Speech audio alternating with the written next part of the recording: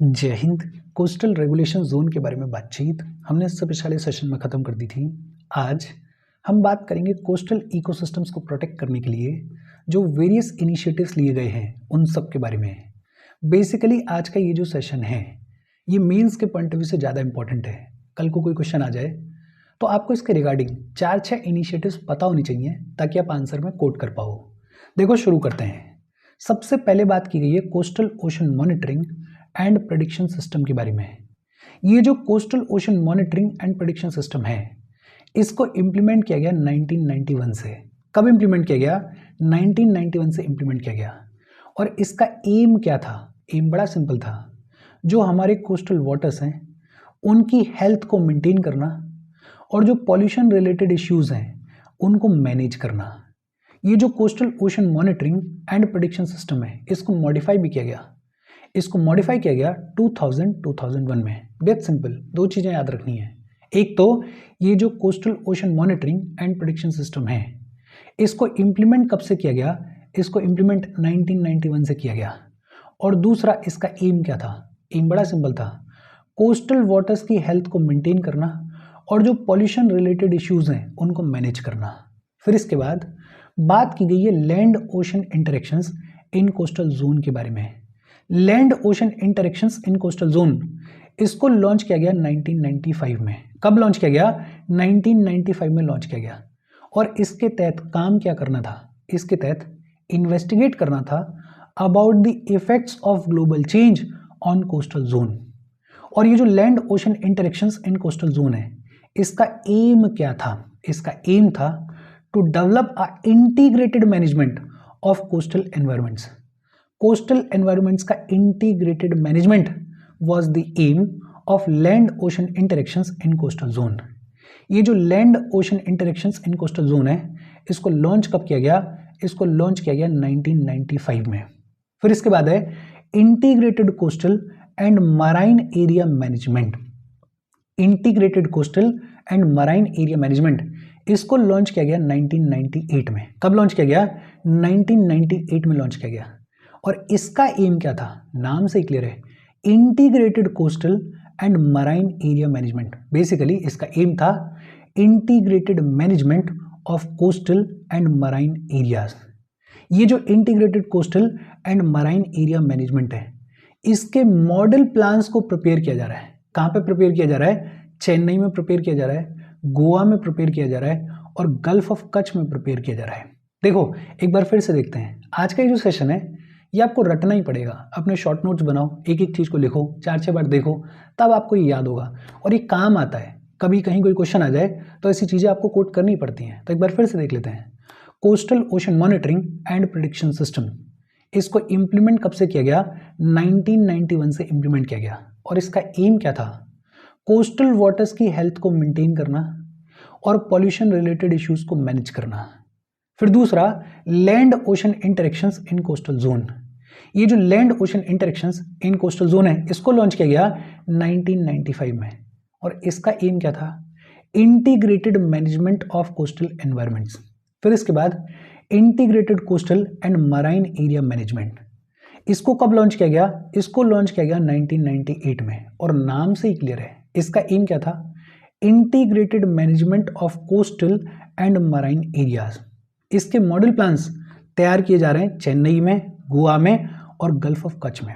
इसके अलावा हमारे कंट्री में कई सारे इंस्टीट्यूशंस देखने को मिलते हैं जिनका काम है कोस्टल मैनेजमेंट। फॉर एग्जांपल एक देखने को मिलता है national coastal zone management authority. National level पे national coastal zone management authority और स्टेट्स के लेवल पे state coastal zone management authority. ये जो इंस्टीट्यूशंस हैं, ये जो अथॉरिटीज़ हैं, इनका काम क्या है? कोस्टल मैनेजमेंट इनका काम है। इनका काम क्या है?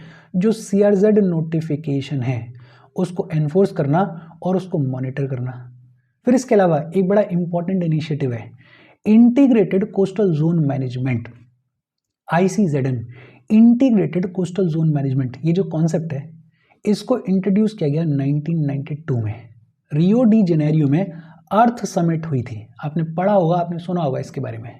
ये जो 1992 की अर्थ समिट है, पहली अर्थ समिट थी, इसमें ये जो कॉन्सेप्ट है इंटीग्रेटेड कोस्टल जोन मैनेजमेंट इसको इंट्रोड्यूस किया गया।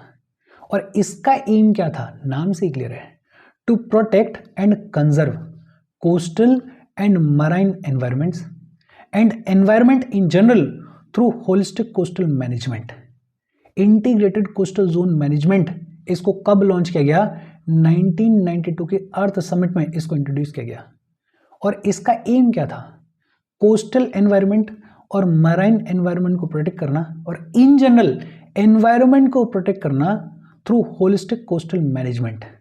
फिर इसके बाद society of integrated coastal management. ये जो society of integrated coastal management है, इसको स्टैब्लिश किया गया 2010 में, 2010 में इसको स्टैब्लिश किया गया। और किस मिनिस्ट्री के अंडर इसको स्टैब्लिश किया गया, मिनिस्ट्री ऑफ एनवायरनमेंट के अंडर इसको स्टैब्लिश किया गया। ये जो society of integrated coastal management है, ये नोडल एजेंसी है, नोडल एजेंसी है for planning, management, monitoring and implementation of ICZM in country. ये जो इंटीग्रेटेड कोस्टल जोन मैनेजमेंट है, इसकी प्लानिंग के लिए, इसके मैनेजमेंट के लिए, इसको मॉनिटर करने के लिए, इसके इम्प्लीमेंटेशन के लिए नोडल एजेंसी कौन है, नोडल एजेंसी है society of integrated coastal management. ये जो society of integrated coastal management है, इसको स्टैब्लिश कब किया गया, 2010 में स्टैब्लिश किया गया। किसके अंडर स्टैब्लिश किया गया, मिनिस्ट्री ऑफ एनवायरनमेंट के अंडर स्टैब्लिश किया गया। ICZM के प्लानिंग के लिए, मॉनिटरिंग के लिए, इम्प्लीमेंटेशन के लिए, मैनेजमेंट के लिए SICOM is the nodal agency. ये जो society of integrated coastal management है, इसने ब्लू फ्लैग प्रोग्राम को लॉन्च किया। हमारे कंट्री में वर्ल्ड क्लास बीचेस को डेवलप करने के लिए ब्लू फ्लैग प्रोग्राम को लॉन्च किया गया। इसके अलावा और भी कई सारे इनिशिएटिव्स देखने को मिलते हैं, जैसे बीचेस को क्लीन करने के लिए एक कैंपेन लॉन्च किया गया 2018 में। 13 कोस्टल स्टेट्स के ऊपर बीचेस को क्लीन करने के लिए 2018 में एक कैंपेन लॉन्च किया गया। कैंपेन का नाम क्या था, I am saving my beach, I am saving my beach. ये था बीचेस को क्लीन करने के लिए कैंपेन। कब लॉन्च किया गया, 2018 में लॉन्च किया गया। कहाँ लॉन्च किया गया, 13 कोस्टल स्टेट्स में लॉन्च किया गया। International coastal clean up day भी सेलिब्रेट किया जाता है और इसको शुरू किया गया 1986 में। International coastal clean up day कब शुरू किया गया, 1986 में शुरू किया गया। किसने शुरू किया गया, लिंडा ने शुरू किया और कैथी ने शुरू किया। इजी और सिंपल सी बात है, मैं पहले बोल चुका हूँ, ये चीज़ें आपको रटनी पड़ेंगी। एक बार फिर से देख लेते हैं। Coastal ocean monitoring and prediction system, इसको इंप्लीमेंट कब किया गया, 1991 में। Land ocean interactions in coastal zone, इसको लॉन्च किया गया 1995 में। Integrated coastal and marine area management, इसको लॉन्च किया गया 1998 में। इंटीग्रेटेड कोस्टल जोन मैनेजमेंट, इसको लॉन्च किया गया 1992 की अर्थ समिट पे। अर्थ समिट के अंदर इस कॉन्सेप्ट को इंट्रोड्यूस किया गया और इसका एम क्या है, कोस्टल एनवायरनमेंट्स और मराइन एनवायरनमेंट्स को प्रोटेक्ट करना और एनवायरनमेंट को इन जनरल प्रोटेक्ट करना थ्रू होलिस्टिक कोस्टल मैनेजमेंट। ये जो ICZM है, इसको इम्प्लीमेंट करने के लिए एक सोसाइटी लॉन्च की गई, society of integrated coastal management. इसको कब स्टैब्लिश किया गया, 2010 में। मिनिस्ट्री ऑफ एनवायरनमेंट के अंडर इसको स्टैब्लिश किया गया। ये जो society of integrated coastal management है, इसने ब्लू फ्लैग प्रोग्राम को लॉन्च किया। हमारी कंट्री में वर्ल्ड क्लास बीचेस को डेवलप करने के लिए ब्लू फ्लैग प्रोग्राम को लॉन्च किया गया। बीचेस को क्लीन करने के लिए 2018 में एक कैंपेन को लॉन्च किया गया, आई am saving my beach. International coastal clean up day, उसको शुरू किया गया 1986 में। किसने शुरू किया गया, लिंडा ने शुरू किया और कैथी ने शुरू किया। इजी और सिंपल सी बात है। होपफुली कुछ आपके दिमाग में सेट हुआ होगा। बाकी अपने शॉर्ट नोट्स बनाना, ये सारी चीज़ें बेसिक तौर पे आपके दिमाग में रहनी चाहिए। हम आगे बढ़ें उससे पहले वीडियो पे लाइक के बटन को दबा दो। लाइक दबाना ज़रूरी है बिकॉज यूट्यूब ऐसे ही फंक्शन करता है। जब आप वीडियो पर लाइक के बटन को दबाते हो तो यूट्यूब वीडियो को कंसिडर करता है और थोड़ा सा पुश कर देता है। तो लाइक का बटन दबा दो, शेयर कर दो अपने सोशल मीडिया हैंडल्स पर, व्हाट्सएप वगैरह पे अपने फ्रेंड्स को। जो भी लोग इसमें इंटरेस्टेड हैं, इससे रिलेटेड पढ़ाई कर रहे हैं, उनको शेयर कर दो। अगर चैनल को सब्सक्राइब नहीं किया है तो फॉर श्योर चैनल को सब्सक्राइब कर लो। और अगर आप केपेबल हो, हेल्प करना चाहते हो, तो आप हमें हेल्प कर सकते हो by clicking on the join button. या फिर आप कंट्रीब्यूट भी कर सकते हो QR कोड को स्कैन करके। अच्छा, यहाँ तक बातचीत आपकी समझ में आई होगी। कुछ और इनिशिएटिव्स हैं। एक है beach environment and aesthetics management services. Beach environment and aesthetics management services, इसको लॉन्च किया SICOM ने, सोसाइटी ने इसको लॉन्च किया। इसको लॉन्च किया गया अंडर ICZM प्रोजेक्ट। और इसका एम क्या था? इसका एम था for sustainable management of coastal regions. Coastal regions के सस्टेनेबल मैनेजमेंट के लिए सोसाइटी ने लॉन्च किया beach environment and aesthetics management services. Blue flag certification, ये जो ब्लू फ्लैग सर्टिफिकेशन है ये ग्लोबली रिकॉग्नाइज्ड इको लेवल है, ग्लोबली रिकॉग्नाइज्ड है।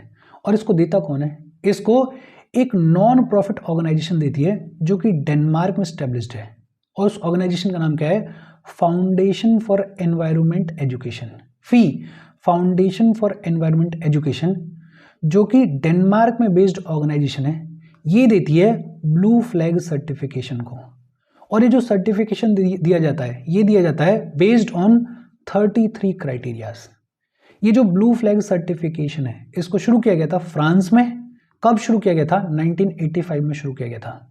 फ्रांस में शुरू किया गया था 1985 में, लेकिन यूरोप के बाहर इसको इम्प्लीमेंट किया गया 2001 से। यूरोप के बाहर इसको इम्प्लीमेंट किया गया 2001 से। ये जो ब्लू फ्लैग सर्टिफिकेशन है ये एनुअली दिया जाता है। एनुअली दिया जाता है, किसको दिया जाता है? To beaches and marinas in FEE member countries. Basically ऐसे बीचेस जो कि इन 33 क्राइटेरियाज को मैच करते हैं उनको दिया जाता है ब्लू फ्लैग सर्टिफिकेशन। कौन देता है? फी देता है।